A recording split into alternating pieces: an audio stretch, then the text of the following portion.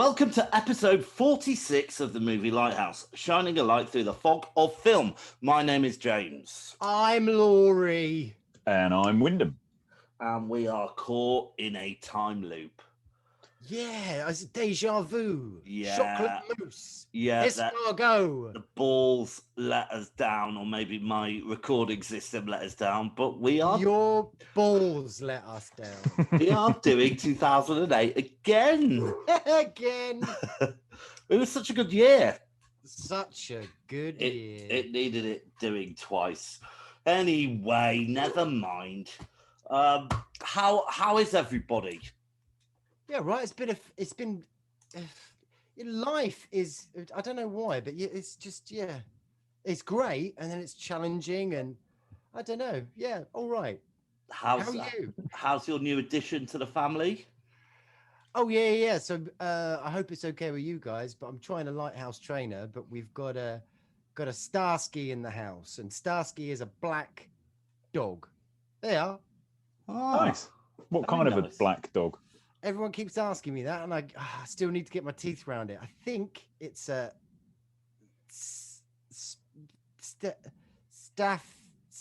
no.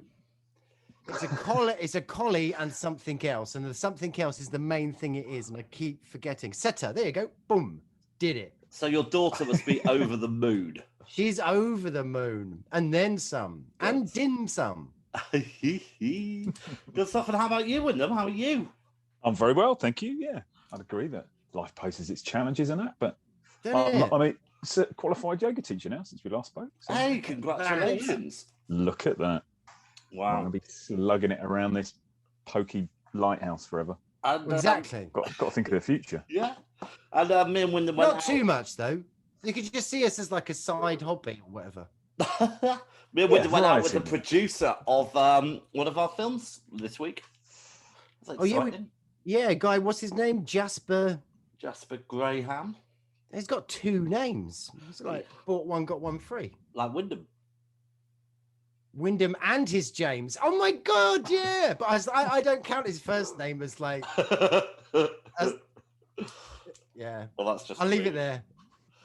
All right. So, God, the reason we haven't met for ages is mainly because last time's podcast was such a bloody draw.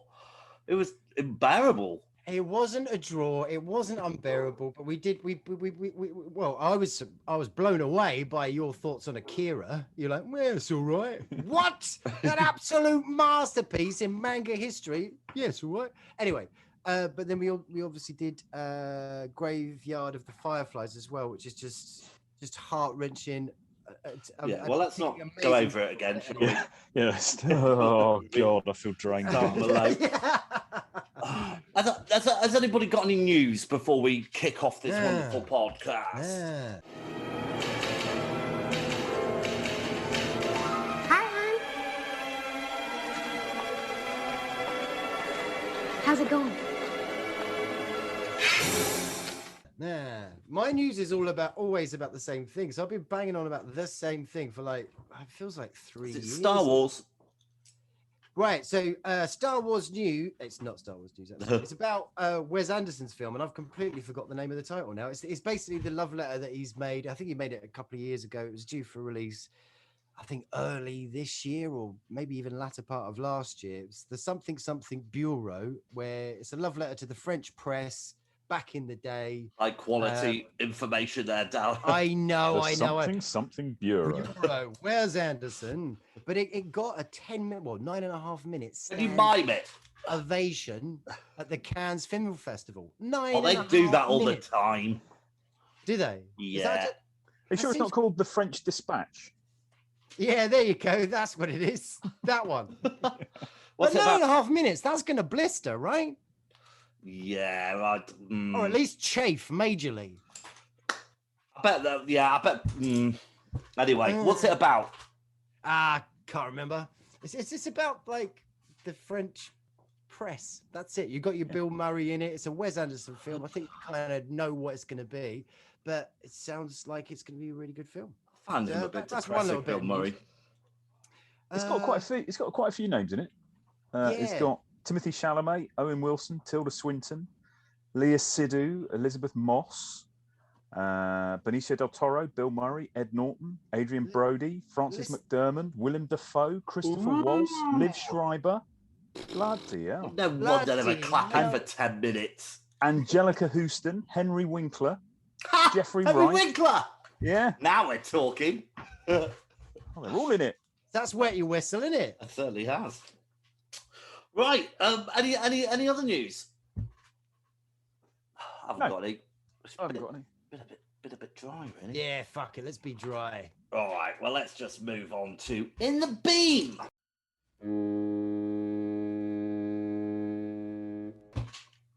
So we're going to talk about a film that we are going to recommend to our fellow friends of the Lighthouse. I'm going to start today. I've written 2 down. I'm a bit like you today, Laurie. Oh, Which one? Say left or right? right. All right. I'm going to choose I'm not. I'm going to choose Cadaver. So it's a film on Netflix. It is a foreign language film. I hope Wyndham's typing it furiously into the Lighthouse computer as we speak to give me some information.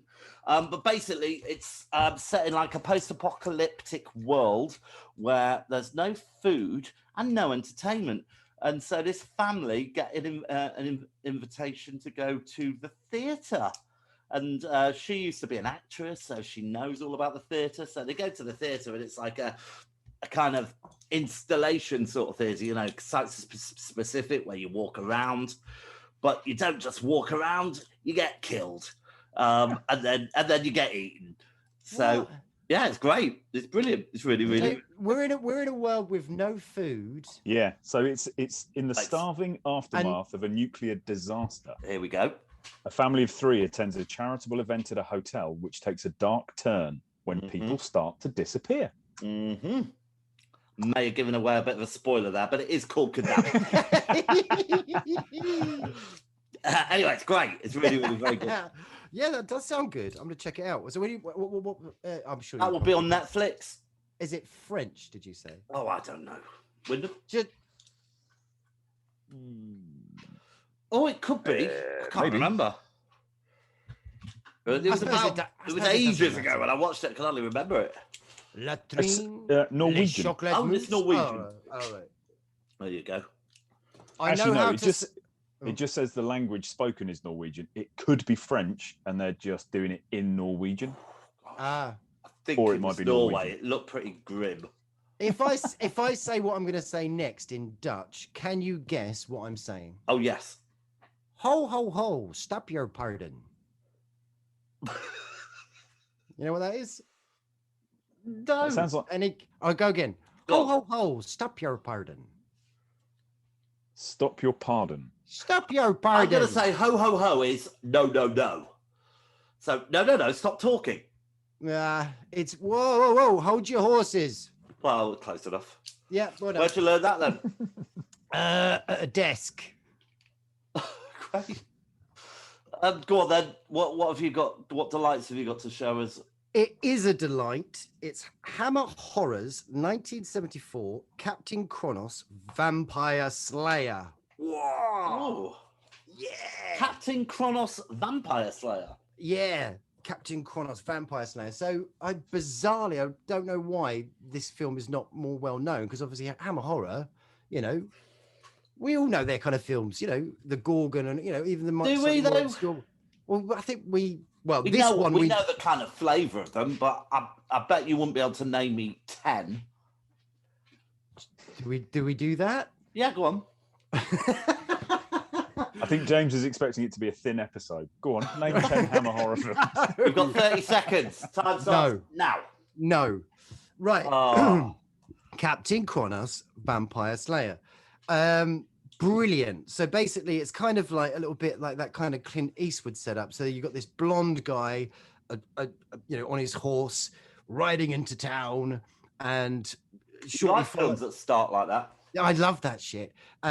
Shortly followed by his kind of professor sidekick buddy. He's like a full-on professor scientist guy, and he's in the wagon coming along, and they're coming into town, and the town is being plagued by vampires, but you don't know who it is. You've got a bit of a whodunit kind of thing going on. There's this wealthy family that lives up on the hill. Is it them? Is it the farmer family? Is it? And yeah, it's all swashbuckly. So he's got a sword, but he's got obviously a real history, a past history. I think he's been bitten by a vampire, so he's got certain sort of skills and stuff. And it's just really, really great. Has it got any of the top 3 actors from Hammer? No, so I actually don't really. Actually, the lady, kind of the love interest, I recognise her, and I don't really recognise anyone else. Well, maybe actually his mate. No, but they don't. Yeah, there's. Is there anything? Is it got anything to do with time? No, He's just kind of Captain Kronos. Captain Kronos, yeah. So it's gothic-y, swashbuckly. It's got comedy in it. Like I say, there's a done it in it. There's that whole sort of Clint Eastwood, the man with no name kind of vibe going on. He's got his sidekick. For everybody. It has actually got something for everybody. It's great. And where did you watch this delight? As well, on the sofa. Yeah, it was cracking. I take it was on DVD. It was on a pen drive. So I've actually, I stay up a bit late, and yeah, these seagulls, they're delivering. So there we are. Great. Wyndham. So I watched a brand new film. I think it's on Amazon. I think it's Amazon. It is the incredible Daniel Radcliffe in Guns Akimbo. Yeah. Oh, I nearly watched that the other day. I watched the first minute. So fucking random. It's just a really, you kind of sat there going, what? What? So essentially, there's this underground fight club type thing, but it's not a fight club. Schism is the organization, and they just appoint 2 people to fight to the death. And it's criminals, supposedly. And our friend Daniel, who it's impossible to look at and not think of Harry Potter. Of course. So our friend Harry works at an advertising agency or something like that. And he kind of gets online in the evenings and takes the piss out of trolls on the internet. And then he's a troll as well. Kind of, yeah, but he's trolling the trolls, right? So, but he accidentally trolls Schism, and they come to his house, take him away, and bolt handguns to his hands. Oh, and pitch him into a fight to the death with their most successful winner so far. And he is not a criminal, and he doesn't know what he's doing. But he kind of he wakes up back in his apartment. The first thing he's got to do is try and pull his trousers on with 2 guns bolted to his hands. It is super weird, but it's quite entertaining. You know what? Oh. What do you want to do? Well done to Daniel Radcliffe, because he continues to try very hard with the films that he chooses. I saw Swiss Army Man the other day. Don't know if you've seen that, where he plays a dead body. Yeah, I've heard about it. I haven't seen it. Very good indeed. You know, he really pushes about out to shake off that Harry Potter. That's exactly what he's trying to do. Yeah, it's exactly what he's trying to do. It's like, please give me something that's going to kind of rinse this out. But you're going to break his heart when he listens to our podcast. I know.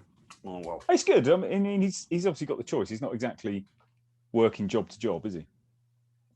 I think he's doing all right. It is. He's a very, very lucky boy. I mean, he wasn't necessarily... No, I mean, he's got this opportunity to do whatever he wants to do. So he can do these wonderfully weird Only films. for 10 years until they made that follow-up to the Harry Potter thing that's in theatres at the moment. There's a 10-year gap, isn't there, or something? Why, The Cursed Child or whatever. Yeah, that will be the last film he ever makes. Yeah, it's good. It's worth watching. Right. On the rocks. Love on the rocks ain't no surprise. All right. Ain't no surprise. Well, I'm going to surprise you all now. Wyndham. Yeah. So I have actually this time seen a really shit film. Well done. Yeah. I figured I was holding fort to begin with, and then I let it slip. But another new film This time starring Chris Pratt, The Tomorrow War. Oh, right. I saw trailers of that. Yeah. So it's on Amazon. Concept is from how many years in the future, people pitch up back in the present, kind of go, oh my God, there's an alien invasion. We're losing. We need all of you. We've worked out time travel. We need to take soldiers from this time forward in time. Otherwise, we're all fucked. And you kind of go, oh, I quite like the premise of that. That sounds quite good. And then it is absolutely pish. It's just rubbish. They've got a couple of, they've kind of really gone for the, it's quite serious, but hey, there's a 2 or 3 characters who just drop one-liners the whole time. And it's just reaching and desperately trying to kind of be more than it really is. Right. It's not very good. It sounds majorly flawed as well. Okay, so we're being invaded by aliens, so we'll go back in time to get some people to bring them back to the future. Is that right? Yeah. It just seems a very flawed idea. I think if matter I of was in people. that boardroom, I'd be like, should we go back in time and just like figure out a way something else? Because that seems like a really shit idea. Yeah. Yeah.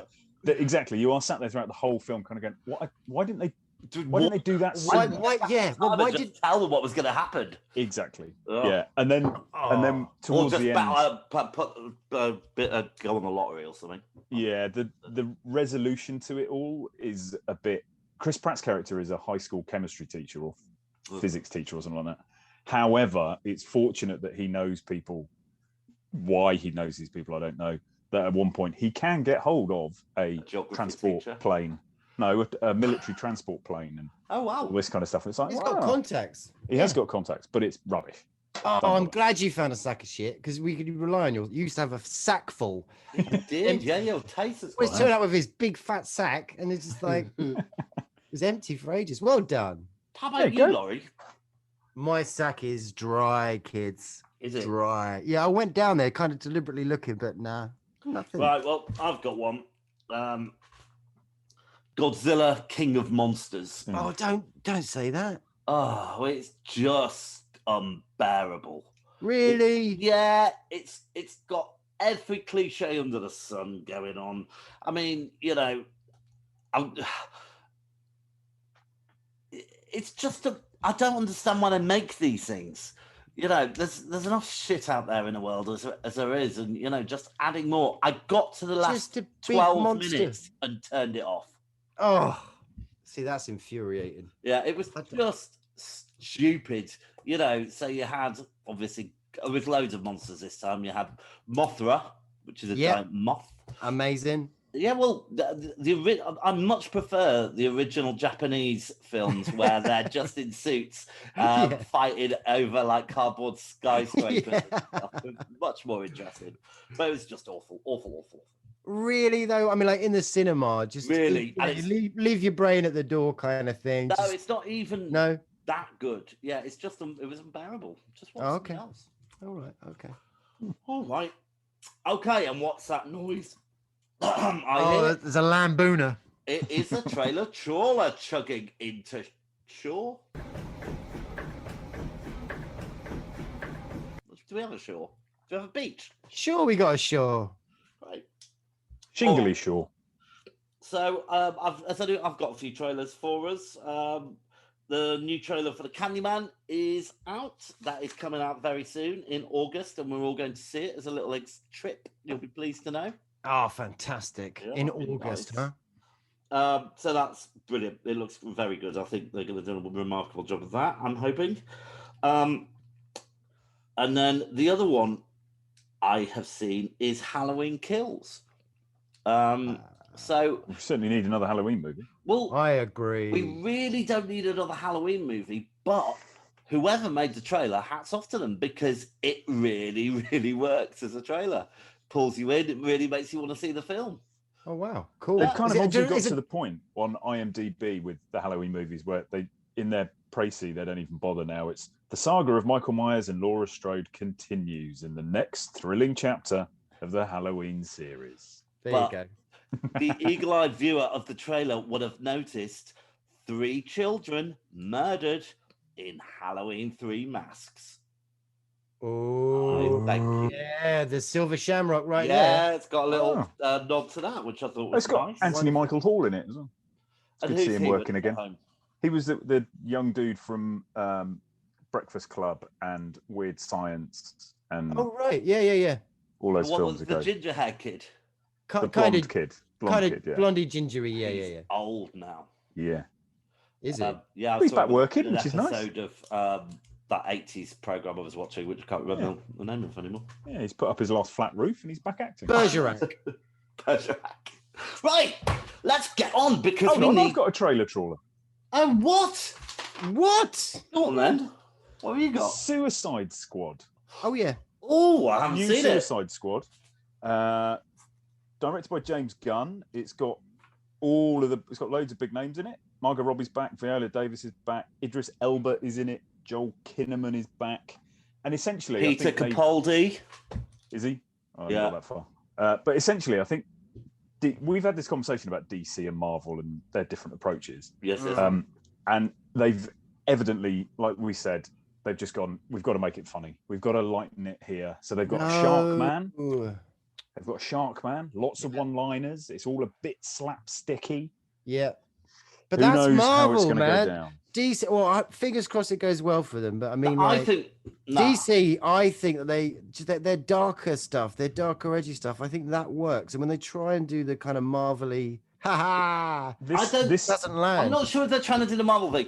I think what DC seem to do is just like a scattergun approach. So that there's no kind of, like with Marvel films, there is a consistency. But with DC, you've got things like the Joker, and they've gone, oh, well, that works. Wonderful, fucking and then great, you've got, the awful Superman films. But Joker's not really DC, is it? I think we're giving them a little bit of credit that they, not really. Well, why is it not? I don't know, actually. It's not their studio, is it? It's Sony. No, but it's their character, isn't it? Yeah. But I think, no, you're right. This has got the American wrestler, the WWE superstar John Cena in it. Oh yeah, he's got a really Who does he play? meaty head. He plays Christopher Smith. Oh, that's a bit of an anticlimax. Yeah. But I think it's Davis, though, she's good. She is. Margot Robbie's very good. She is very good, but I wonder if three's a charm or three's a crowd, isn't it? Yeah, it might be a crowd now. Yeah. Well, we'll see. We'll see. All right. Is that everything, Wyndham? Is that actually everything? Yeah, go on then. Great. All right, let's get on with the feature. I'm so excited to talk about 2008. Again! Yay! All right, so let me give you a little bit of information about what happens when mistakes happen. All right, so on TV. Are you just going back to your old notes? No, on TV, a big mistake was El Dorado. Not a lot to it.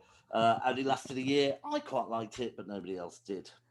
Some mistakes in music are No Limit to Unlimited, Cotton Eye Joe, and Anything with a Saxophone solo. Right, some mistakes for people who died.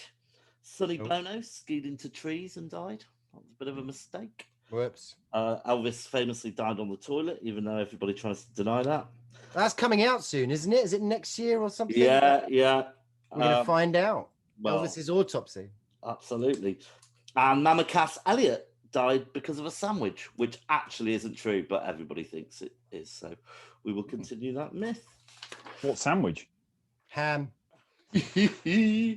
Ham, yeah. All right, so let's talk about the ones that got away. We had Hellboy 2. Yeah, so you actually said The Golden Hellboy. Army. You said Hellboy, but if you'd said Hellboy 2, you might have tickled me. Fancy? Yeah. I just couldn't get my penis out of my mind. But anyway, so I might have been more inclined to go for that, but actually no. I'm very glad I stuck with what we had. But yeah, Hellboy 2, really good film actually. I really enjoy Hellboy. Yeah, I like it. I like the first two Hellboys better than the remake. Second one's better than the first one. Well, yeah, I guess so. And Day the Earth Stood Still. Is But that the bullshit one. is that the one the with original Keanu was- Reeves? Yeah. Yeah. Yeah. Right, we don't need to talk about that. So, the first film we are going to review tonight is Let the Right One In. It was released in 2008. It was directed by Thomas Alfredson. The author was John Lindqvist. The screenplay was by the same guy. Music, Johan Soderqvist. The budget was 4.5 million US dollars. It made at the international box office 11.2 million US dollars. Well done, guys. And let's have a clip.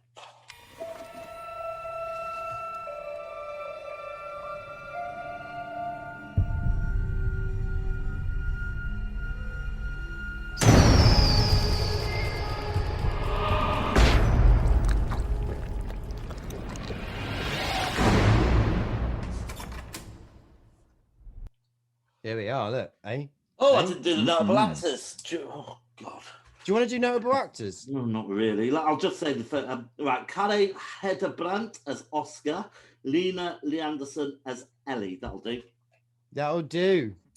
Great, and lots of other good people. Yeah. Laurie, give us a synopsis. Okay. Oscar, he's looking out his window. He's got a runny nose, and gonna squeal, piggy, squeal, piggy. I think he's being bullied. He's got really cool hair. That's amazing hair. And then a little girl and her, whoever he is, you think it? You know, I know what you're doing. I've worked moves it out. in next door. You're doing that thing that you can turn on. That what's it called? The AD button on your remote control, which tells visually challenged people Audio what's going description. on. Audio description. That's what you do. You don't give a synopsis. You give the audio description. Yeah. Is that not right? And she moves in and they kind of become buddies, this, that, and the other. But wait a minute, she's a vampire. She has to go around, she has to feed, but she's quite remorseful about it. She's not, like over the moon and got killed. And her, like, the guy that's with her, he's kind of going out and trying to get her blood and stuff like that. Anyway, and it goes on and they form this lovely, beautiful relationship. And there's a bit of bullying going on. And yeah, it's kind of a love story, kind of friendship story, kind of a bully story, kind of a vampire story. Brilliant. Thank you. Yeah. Win. What do you think? I think it's excellent. Really, really good. Had you seen it before? No, I'd maybe seen it. I don't know why, but I'd only seen about the first 20 minutes of it before, and I don't know why I didn't continue with it. But yeah, Was it the runny really, nose? really enjoyed it. It did kind of make me go every time I saw him licking his snot. I love it. Really, really good. Really enjoyed it. Brilliant. How about you, Laurie? I take it you've seen this one before. Yeah. I think I watched it soon after it first landed on DVD, and yeah, I really loved it. It's a charming little film. Acting's really, really great. Obviously, the idea is really good fun.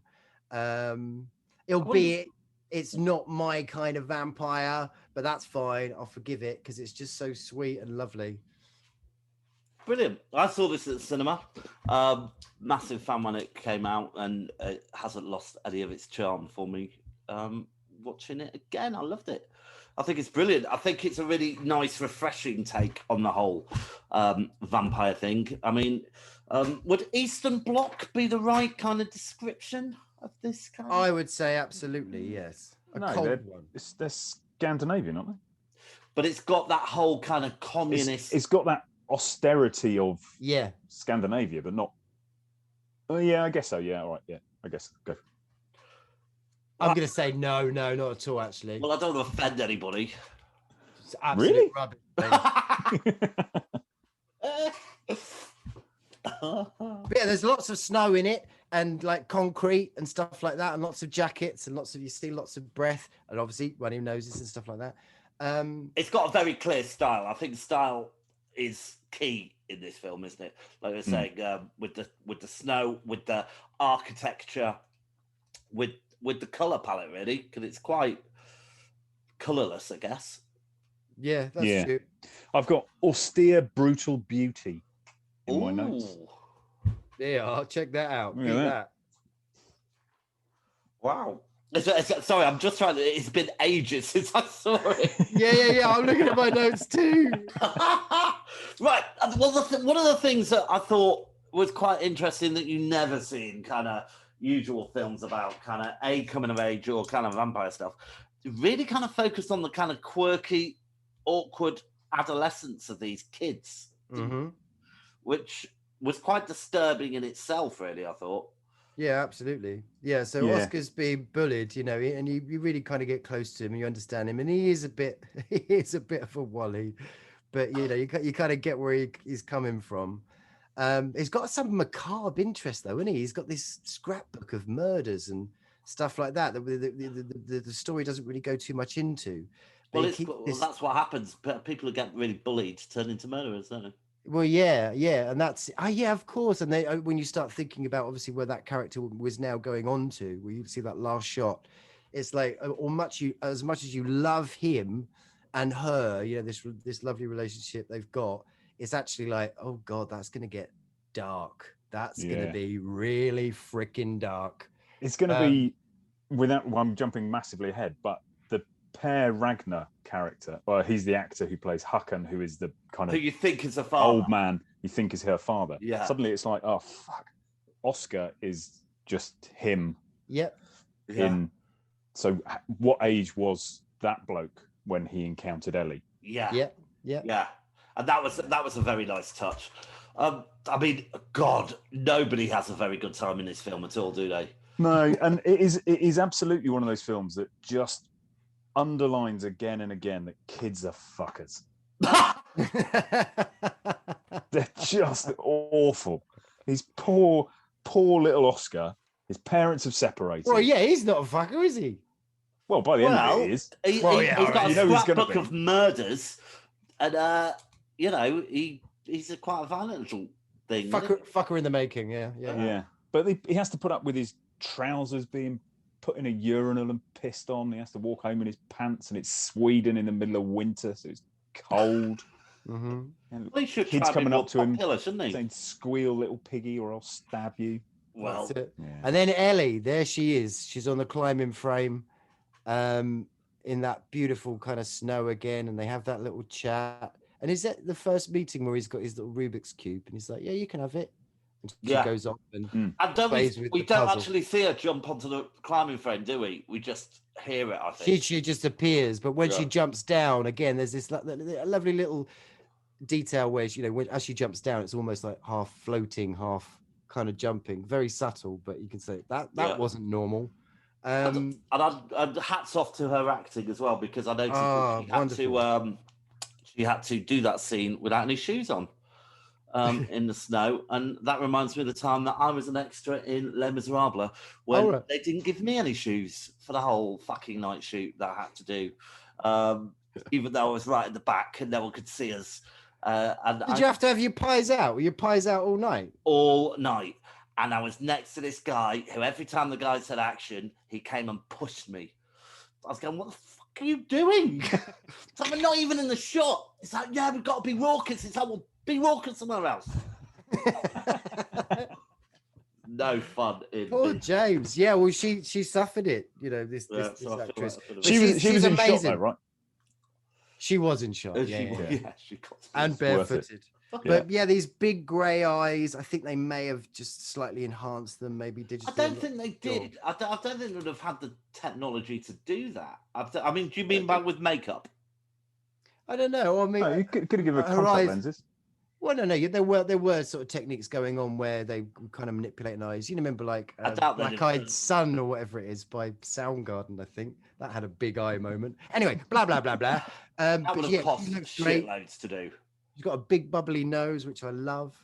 But yeah, I suppose it's because there's a real kind of sparseness or matter of fact to this film. So it's just the characters are just doing what they're doing, and you're in these situations. So obviously the guy that's looking after Ellie, he has to go out and get blood, and you watching this, what he has to do, like the first murder, I think if you got the time or something like that to one of these night walkers, and then he sort of gasses him, But then obviously now he's got to get the blood out. So he kind of he's tying the body up, hanging it upside down. He's got to get the bucket and as it cuts the throat. And it's just all very kind of, It's quite procedural. it's kind of like, it's almost funny. And then he gets kind of interrupted and it's like, oh shit, bollocks. And just like runs off and forgets the blood. And he's like, oh, bollocks. And then his next attempt where he's in the school and he's got the guy up there and he's like, right, okay. And he's I wonder how he got through this long, really. Being It's getting a bit old, bless him. His skills familiar. are failing him. And then his mates are like, well, where's Antonio or whatever? And they come in and interrupt him. It's like, oh, bollocks, I've cocked it up again. It's just like, oh, bless. But there's a real kind of matter of fact, I suppose. I suppose the bullies go into that little bit of, the bullies, it's kind of, it's a little bit, oh, fuck off, mate. But, bullies can maybe be absolute horrendous. Did we find this film horrific or disturbing? Or both, or neither? I didn't find it horrific, I don't think. I did. Did it shock you? Did it scare you?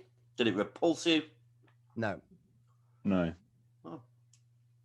So it's kind of... Yeah, it's a good question because it's a film that has all of those kind of.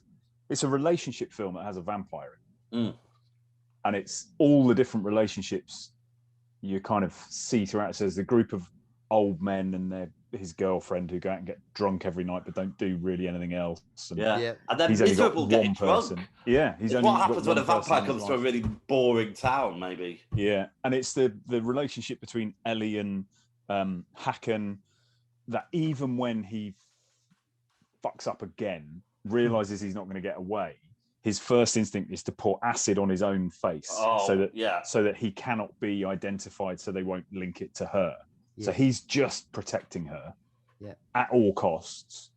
You got the weird relationships with Oscar and his parents, and then he goes off to stay with his parents for a little bit, and that weird bit where his father, that bloke, comes around for randomly pitches up. So it just hints at so much of the background without going into any of it. And it just leaves that in your mind to percolate. And it kind of does that with some of the action as well, doesn't it? Because there's that bit where the guy gets killed in the bedroom, is it? And you just see it through the crack, is it, of the door? When he goes into the flat and he finds her laying in the bath. Yeah. Yeah. So this is the best mate of the guy. But you don't see what's going on. You just hear it all, don't you? Yeah. You just see it glimmer. Because Oscar's followed him in and is getting ready to do him in. Yeah, he's gonna to protect her. Yeah. But then he wakes her up instead, and she does the doing in. Yeah. But like you say, like it kind of touches on some really dark stuff, and you don't really it doesn't go too far in it, but like you say, the bit where he visits his dad and he's having a lovely night with his dad, they're playing some game or whatever, and they're chatting, they're talking with each other, and then his mate turns up. So obviously his mate's his drinking buddy. So the minute that turns up, dad starts, cracks out the vodka, starts smoking. They obviously start blame them, mate. Talking shit, and then Oscar's just like sat there, just watching them, going. But his mate's got a wrong look about him. Yeah. And everything's a little bit wrong about this film. And there is some sort of like child, and there's kind of this. It's almost touching on paedophilia. It's weird. It's disturbing. Yeah. I wrote a lot about the makeup. I think excellent makeup person, whoever it was. Yeah. Do you think that was real snot? Don't know. No, they're usually quite fussy about things like that. They don't allow you to have real mud. You have to have pretend mud. I tell you, there's a really amazing moment where Oscar, he wants to, he kind of, look, blood brothers, where you kind of, we're loyal to each other forever now, and you cut your hand and you share blood. So he does that. But a vampire wouldn't do that. And then Ellie's like, "Oh my god!" And she goes down, and then only a few times they're very specific. They hold back on, doing like, high like effects moments or kind of obvious vampire stuff in this film. They really do reserve it back. But you get this little scene. You don't quite see it, but her tongue's coming out, all like frantically licking up the blood. But what's really great is when she looks up at him, and she's this old woman. She's this old thing, and you just see it just for like it's almost not even a second. It's like, whoa, what was that? And that's that what was she like really is. Spine-tingly. That's how old she really is, I guess. Well, yeah, she's probably a lot older than that, but it's like there's much more to this than what you think. You're a beautiful, little cute girl. No. It's not that. So that again, that kind of ties into all the other little things that are going on in this film. You think it's that, but actually it's a lot maybe more sinister, I suppose.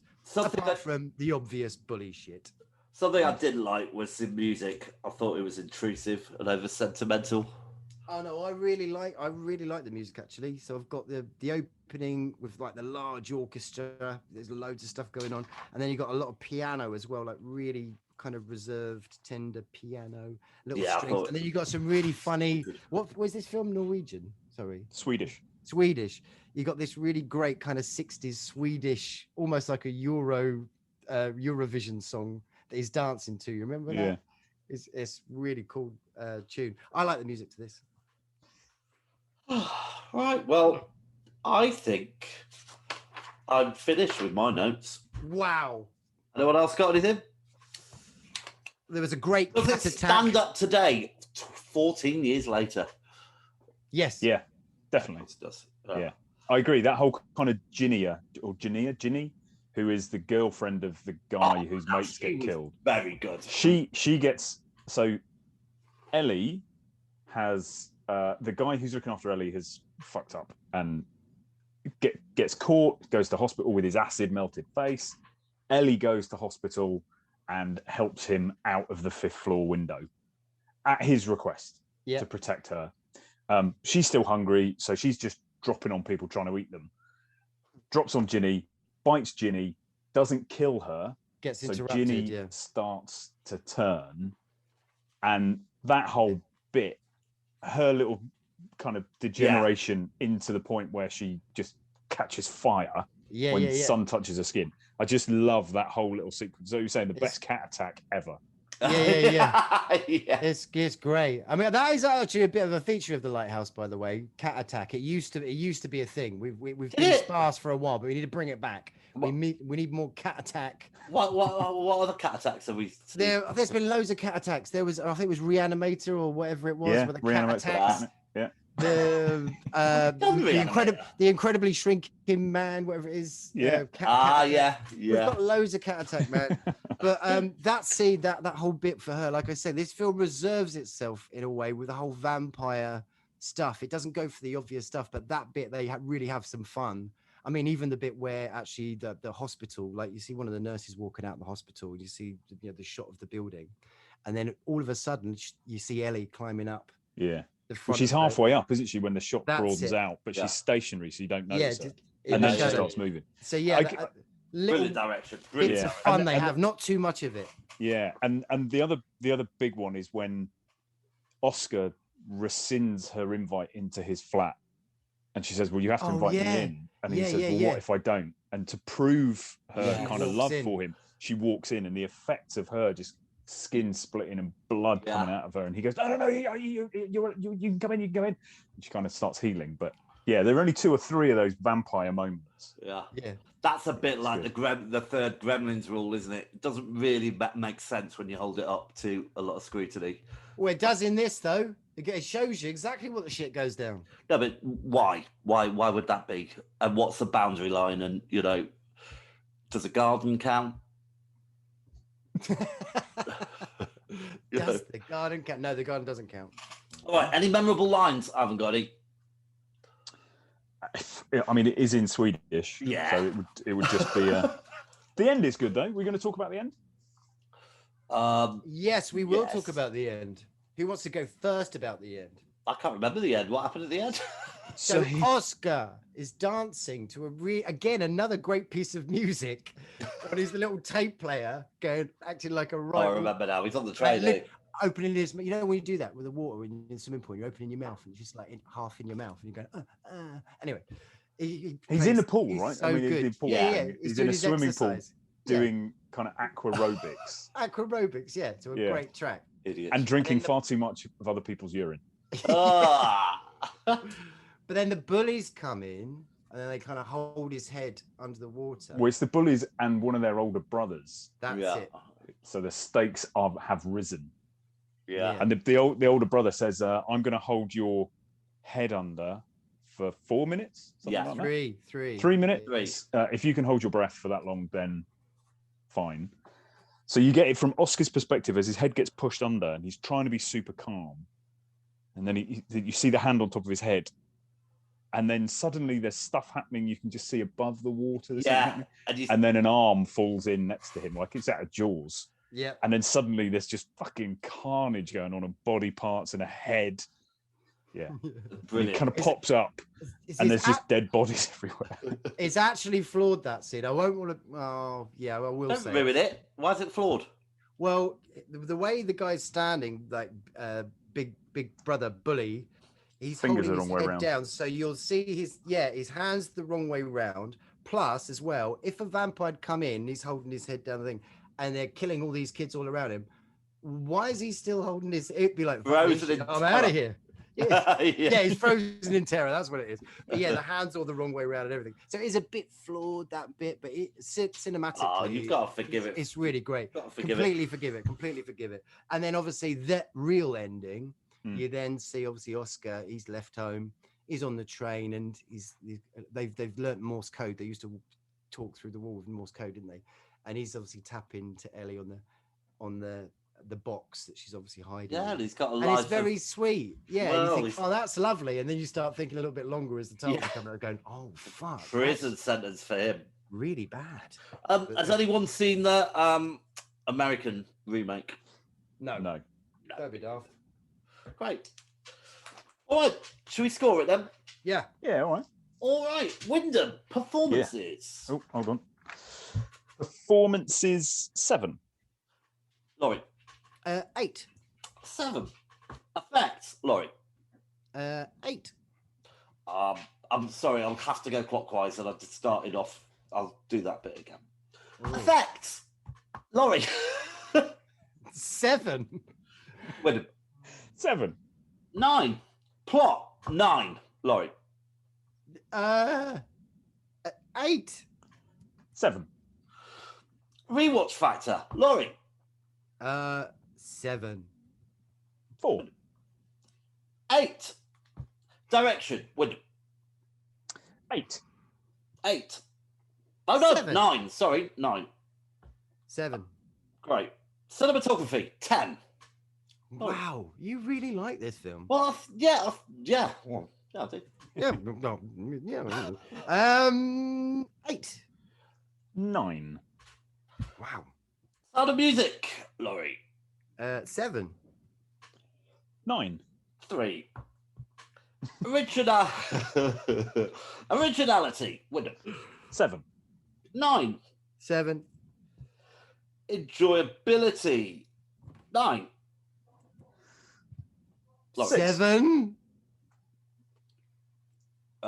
Wyndham, you were. Mine was 6. Okay. A life-changing past or present, Laurie. 2. Ooh. 0. Ooh. 5. Okay. Ooh. I thought we were doing. Sorry. I give it 77. 77. I give it 64. Oh. Just did something there that I think 61. 61. This is a grand total of 67.3 recurring. I love a recurring. I mean, just when does it end? Okay. So on our 2021 leaderboard, that puts it in 5th place, just below Moon, but above Freddy's Revenge.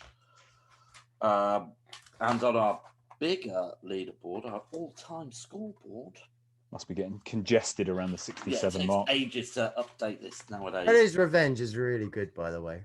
Okay, well, it is in 30 places, number 35, kind of. I haven't quite updated this. But it is above An American Werewolf in London, Watership No. and They Live, and it is below Black Christmas. There we go. So it is amongst friends. Good. Great. Let's move on to our second feature, Pontypool. All right. So it was released in 1988. No, it wasn't. Yeah, it was. Yeah. 2008. The director was Bruce McDonald. The author was Pontypool Changes Everything by Tony Burgess. The screenplay was by Tony Burgess. The music was by Claude Foissey. International box office, 32 million. I couldn't find the budget, strangely enough. Did you say 32 million? International box office, yeah. Right.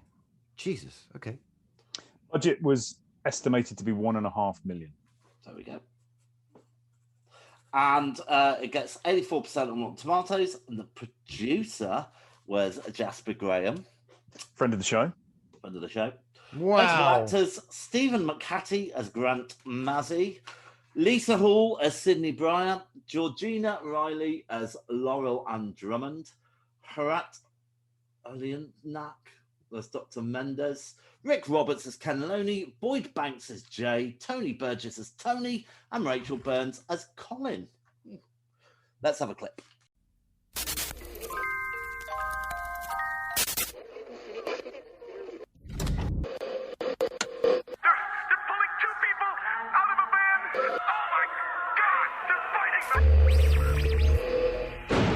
What you are hearing is an actual radio broadcast. It is the only recording of the event. Roadblocks preventing people from leaving and entering the area. Everybody is under quarantine. We still do not have an official version of these events, and it's very difficult at this moment to get a fix on what has happened. Oh God! These people are trying to eat their way inside. They are. Hey, Hey. come on. Give us a little synopsis. So Jasper Graham produced this. Like, behave. This can't be any good. Anyway, so opening titles very good. So what you've got like a sound wave. You know when you visually see the sound wave going, wow, there's a lost cat in Pontypool, and you're watching the sound wave go blah, blah, blah, blah. And then there's this void, this kind of hole, this black hole. It kind of starts ripping through the voice, the sound wave of the voice. What the fuck's that? A drop of water. Next minute, anyway, you're in a car with Macy. It's winter outside. He hates the winter. And as he's driving along, some woman or whatever. Oh, for God's sake, you're just telling them people the film. It's not the synopsis at all. It's about a virus that infects a local town and making a local radio station become under siege and how they get out of it. Yeah, right. Something like that. Yeah. You're not doing these anymore. Wyndham, you're from now on. You're doing the synopsis. Oh, I like the It's not Laura. The funny sound anymore. wave, the sound wave of the voice, and that void, that thing that appears in the voice. What's that? What's that? And that's the virus. So this is a brand new take on the zombie We've apocalypse. Stop. Don't do any more. Oh, Laurie, what did you think of it? Jasper Graham, Purdue, this is going to be a right sucker to.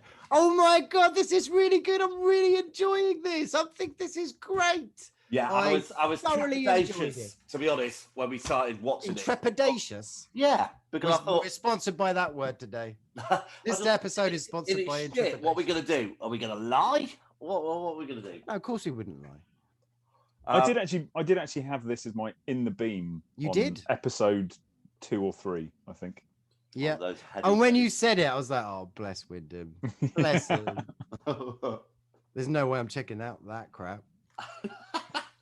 And I knew you hadn't. So when it came up as we were doing 2008 again, I thought, get it in. Good man. I've got No, to say, it's absolutely superb. a very original film. In it. It reminds me of one of those kind of films like where you've stayed up a little bit too late and your parents don't quite know, and you've got BBC Two on, and they've played a film that you've kind of never really heard of before. You've kind of got an idea it's kind of a horror, and you just watch it and it's like, where the fuck's this going? It's one of them films like, oh wow, it's not earth-shatteringly amazing. I mean, Macy, that actor, you can tell right from the beginning, he's no Laurence Olivier, as it were. His acting's a little bit like, but it's great. You kind of follow it on. Really original idea with the whole zombie apocalypse thing, which bizarrely, it's just, you'd think it would be completely tired by now, but yet again, another idea. It's the English language, basically. Through that, something's happened that's infected language, and it can be transmitted to people, and you kind of, when I think the concept is, if you understand a word, when you understand it, that's how the virus can get in. So the only way to kind of, well, there's kind of like a cure that they discover a little bit later on in the film, but very, very interesting. So it's like a fucked up version of Call My Bluff. Right, so just before we get into the film, I know it's a few cliches here, and I just wondered if you could add to my list. So I've got here, there are certain things that you must never do if you find yourself in a movie. Okay, one is reach for an object whilst driving. I don't think I've ever seen that work out well. Don't know if, yeah. Go outside to investigate the strange sound. Yeah. Work out well. And read aloud any ancient texts warning of great evil or impending doom. Because the last line is always, don't read this out loud. Yeah. Got the others? Or is that it? All right, let's get on with the review then. Misery guts. I'm trying to lift the fun. You are so lifting. All right, what are the performances? Let's start with our resident DJ. Stephen McHattie as Grant Mazzy. Yeah. I thought he was great. Yeah. I thought his character is he's an ex big time shock jock like radio DJ. Yeah. And he's obviously a loose cannon. So he's happy to report stuff that has no basis in truth, and he's just whipping people up into a frenzy, very current. And he's been booted out, and the only job he can get is in this tiny little town of Pontypool in Ontario. And he's drinking heavily, and he just can't cope with it. He can't bring it down, can he? I mean, that bit. He's literally talking about Honey the missing cat. Has it been murdered? Has it been sacrificed? We don't know. There's no evidence to contradict that. I love the bit where they were saying about, let's go to the eye in the sky. And I go, you do realise he's just in a car, don't you? Ken in the chopper. Ken in the chopper. In the sunshine chopper. That's it. Yeah. So anyway, Ken calls in, doesn't he? And he's like, I see here, it was the pharmacy or something. The doctor. It was a doctor's surgery, yeah. The hundreds and hundreds of people were just swarming on it, and you're like, what? And then obviously as a viewer, you're like going, huh? That's what? It does genuinely seem a little bit weird. And then they will start spilling out the roof, apparently, Ken's saying. So what the fuck's going on here? So you're basically in the radio studio just listening to these strange reports coming in. Yeah, I wasn't quite sure who to trust, whether, he was talking nonsense or not, really. Whether the guy who was hiding away from all this was starting to become infected or not. You were it's kind of edge of your seat stuff, really, I thought, about at what point you're going to start talking nonsense. Yeah. So and you were with only 3 people in the recording, radio studio, as it were. So it's all a bit strange at this point. And then Lawrence and the Arabians turn up. They're doing a Bin Laden musical, so they start doing this great song. Oh, I thought that was cruel. Yeah, and then but the little girl, she like goes, she can't remember. I can't remember how it ends, and then she says like Prague. She keeps repeating herself. It's like, what the fuck's going on here? And then as it slowly unfolds, that's when you kind of keeps getting more and more bizarre reports coming in from Ken in the chopper. And all right, what did you like about it? I really like the fact that it is set in essentially 2 locations, either inside the sound booth, which is soundproof, or at the producer's desk, which is just outside the sound booth. It's in this kind of old church. Yeah. You have a little bit of him in the car, not very much. You have a little bit of them looking out the front door and deciding it was a stupid idea. But essentially, it's in this soundproof, contained, no windows, middle of the night. They cannot confirm anything. So it's like, we're just getting these stories in, and have we got anybody on? Have we got any of the police to tell us? And so, like you were saying, you don't know who to trust, because he's proven he's happy to whip the bullshit up. And they also don't trust each other, do they, in this studio? Yeah, absolutely. And it's just this really nice setting that is like, ooh, that's quite, you wouldn't have. And then actually to go outside, it's too frightening to go outside to find out. So you just suddenly, your world is now, not only is it physically very small, you've bound yourself to it because you're too frightened to go outside. Yeah. And then bizarrely, Dr. Mendez turns up. The actual guy who turns up, and there's a bit of comedy going on, but he kind of now brings us closer to what the fuck's going on. It's this language, it's the English language, which is kind of going in. Well, don't they get the warning in French or something? Yeah. So it's yeah, which I thought was a nice touch. Only because I've written it down. Yeah, it was good, but it was that's your kind of ancient text, isn't it? So it's all in French, saying there's something in the English language. Do not do it. Blah blah blah blah blah blah blah blah. Whatever you do, don't read this out loud. Oh, yeah, crap. And then they're trying to communicate in French, aren't they? At one point, which I thought was quite funny. There is humour in this. Yeah. Well, it's certainly a lot more than Let the Right One In, which didn't have any humour. I don't think. Oh no, he definitely has bits in it, but yeah, not much. Yeah, it's really, really good fun, surprising. Just a great little setup. Yeah. But, right. So I'm just reading a note here where it's like, it's terms of endearment. They kind of figure out that it's terms of endearment in English. So when he was broadcasting Honey the Missing Cat, honey's a term of endearment. So anyone who understood the use of honey, that could also mean like a loved one.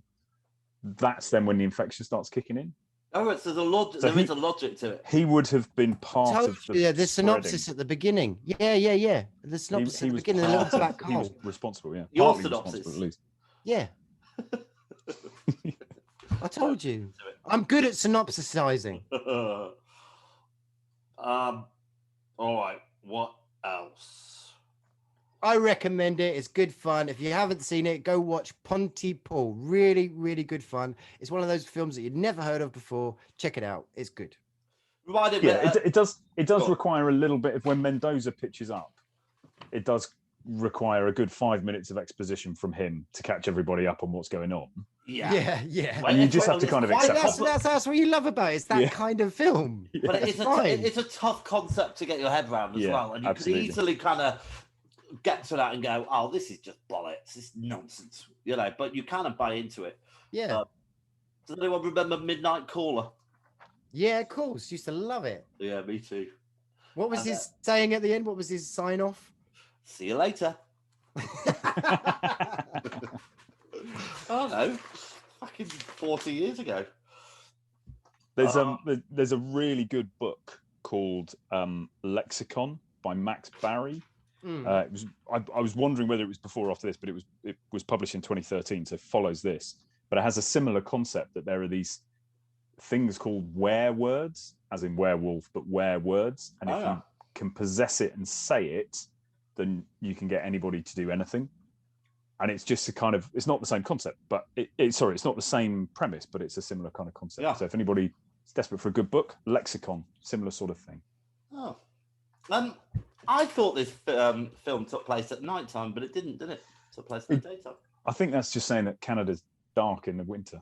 I fucking hate winter. Yeah. I think he's great. He was in another one of my In the Beams a few months ago with Frodo Baggins. Oh, yeah. I can't remember his name either. Elijah Wood? Yeah, that's the fella. He's good. If anyone would, Elijah Wood. So anyway, I suppose we can kind of wrap this up in a minute, I think. But I'm not prompting anything there, James. Look, it's a very refreshing film, I think. But why did everyone swarm to the doctors? Why? What because they wanted to get link? better. Oh, ooh. Oh, yeah. That's where I could go wrong. Yeah, I have to And then apologize to the we milkman should talk a tomorrow. little bit just before we start. Showing him my Veruca as that.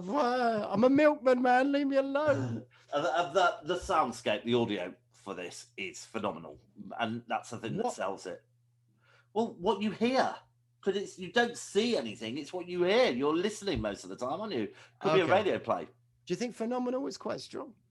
Well, I think so. But I think it really when he's kind of describing what's happening with them eat, there's that. Is there a kid or something? And it's not Bobby Fischer, but it's Bobby Fischer, the third kid of whatever is.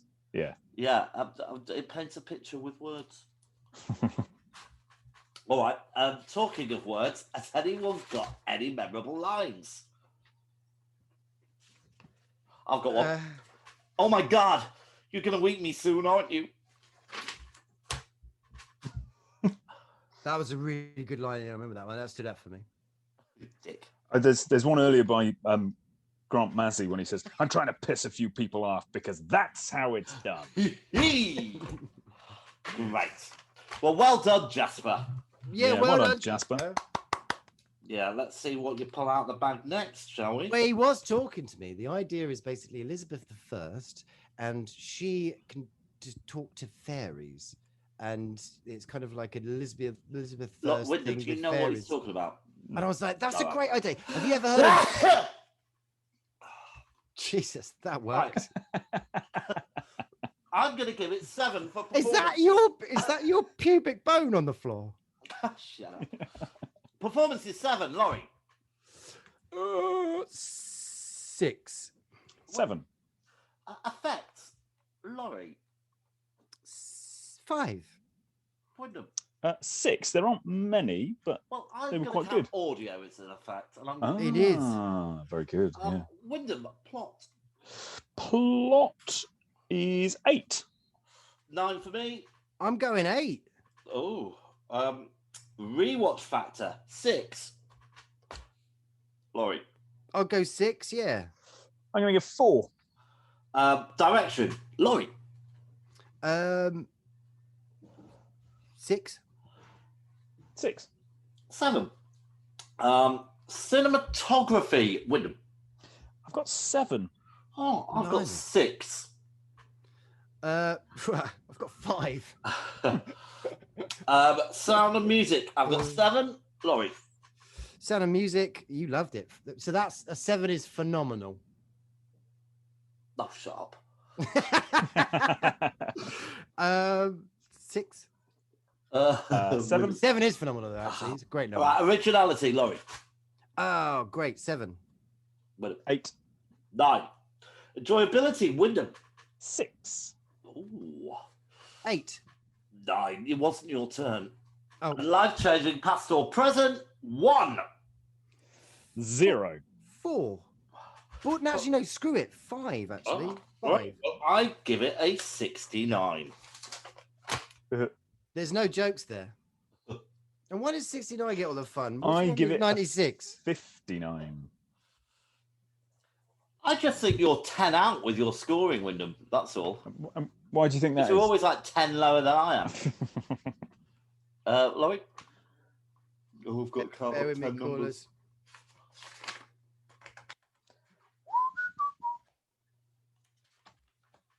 I thought it was going to be Welsh when I heard the title Pontypool. Yeah. Pleased about that. You're forgiven. 57. 57. Oh, right. What's that then? 50s. Number.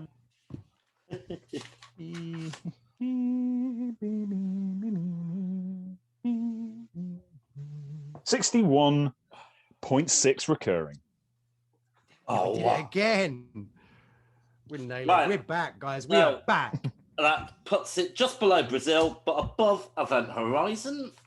61.6. Way above Event Horizon. Oh, what a shit. sucker. It's dick that not. is. It's very good. Everyone says Suck a so. dick. Everyone says it's Suck really a good. dick. You know. Suck a dick. 61.6. Right. So it's number 53 in our major scoreboard. Just below the Running Man and Edward Scissorhands, but above 12 Monkeys and Event Horizon. So there you go. Cool. Woo. Well done, Jasper and the Pontypool team. Well done. Right, so whose turn is it? Not mine. It's yours, I think. Yes, it is. Hi, Ollie. You just toy with us, didn't you? What would you do if you had the power of a word?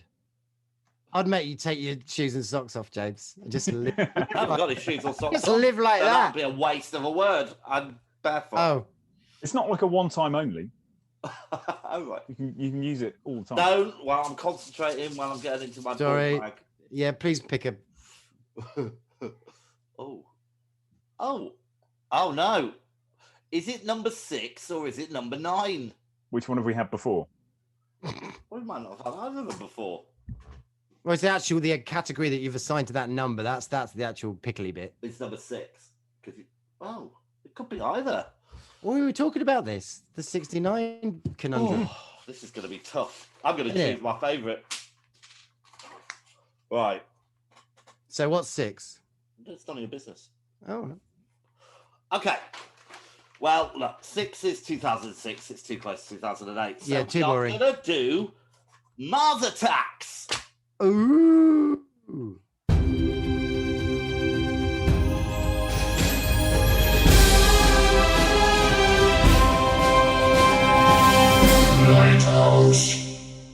Right, okay, yeah, fucks. I've got 2. I'm not overly happy with it, but go on. Right, we're back in the room. The title was When Aliens Attack. That wasn't. It wasn't. I know, I was just messing with you. Right, Mars Attacks. Wyndham, what is your first nomination? My first nomination is taking the Mars element of Mars Attacks. It is the original Total Recall. Yeah. Ooh. Got Get that your down. ass to Mars. Get your ass to Mars. Laurie. I'm going to say, right, so I know we have touched on this film in one episode, but we haven't properly all we sat haven't down reviewed together it. It's fine. and reviewed it.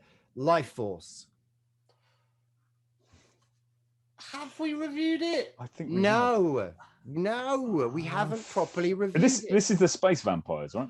This is Space Vampires. We've We've definitely watched that reviewed in it. detail. We've all Yeah. watched it because we shit. have. We must have. Yeah, we have. It was a We side definitely have. salad in one of our. It wasn't because God. we wouldn't have watched that shit otherwise. It'll be on your list. I know, but it's not in alphabetical order, is it? All right then. Annihilation. I know nothing about that. What is it? Oh, what the relatively recent one? Relatively recent one. Well, How Wyndham. to zoom in on the film? I'm going to go for Mission to Mars by Brian De Palma. It's that song. Yeah. And Laurie. John Carter. Oh, for fuck's sake, why did none of you choose Invaders from Mars, the seminal classic sci-fi horror film from the 1950s? Should I say Invaders from Mars? The seminal. The only reason I put that category in, Invaders from Mars is an awesome film. You're I going to need have to to- I find need to watch it. another category when you're suggesting them that you I'll can tell you what, weave we'll have that it as in. a side salad. We'll have it as a side salad. Should we all watch it as well? No. I will. I'm gonna. Well, I'll probably watch it because I like it. Right, I am going to choose Total Recall. Yay. And- oh. I haven't seen Annihilation or John Carter. I'm going to go for... Laurie, go on, you choose. Which one of your films would you like me to watch? Does it really have to be about Mars? John Carter. There we go. Damn, I thought I'd slip Annihilation in. It's a really good film. Annihilation is a really good film. So anyway, it's topical because aren't people like trying to get to Mars at the moment as we speak? Absolutely, yeah. Yeah. Naked with long hair and insects everywhere. Ah, lovely. Right, well, that'll be our summer special, or someone will probably be over at this rate. So let's wrap it up and call it a day, shall we? Let's I call can smell my that. dinner. Oh, smell my dinner. That sounds aggressive. That's wrong. Yeah. Put your shoes and socks on, James. To go to bed. Yeah. Will do. Pick up your pelvis bone. It's Ah. disgusting. See you later, guys. See you later. Bye. Bye.